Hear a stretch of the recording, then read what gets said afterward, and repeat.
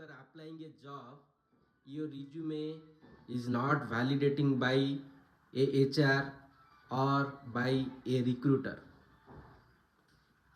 If your resume is not IT industry standard, then within 6 seconds your resume will be rejected. And I am very much sure that still some people applying job or sharing old resume. It is not acceptable. Nowadays they are validating your resume by using ATS tool, Application Tracking System.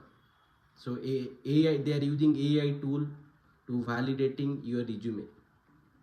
So your resume should have proper format and proper data. You should not put 5 pages, 4 pages of resume. You did 15, 20 projects. You don't no need to add all project description and all project names and all. You no need to add paragraphs. You no need to put your personal details. So your resume should not, what is your responsibility, like what result you did, how much performance tuning you did. It should be more concise about your role and responsibility and your achievement. Your resume should show your capability, so it should not be 4 or 5 pages. If you are experienced, then your resume should be 2 pages, not more than 3 pages. I am telling strictly. If you are a fresher, only 1 page resume is sufficient.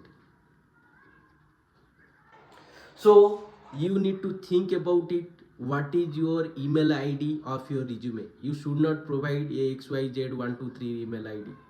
It should be professionally acceptable. You should provide your LinkedIn ID. Whatever achievement you did, you can provide that.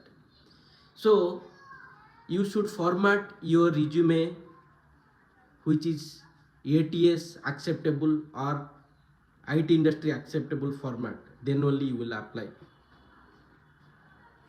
If you need any help formatting your resume and any doubt how to create your resume, then you connect with me. You put a comment on this video. Otherwise you connect with me by using LinkedIn.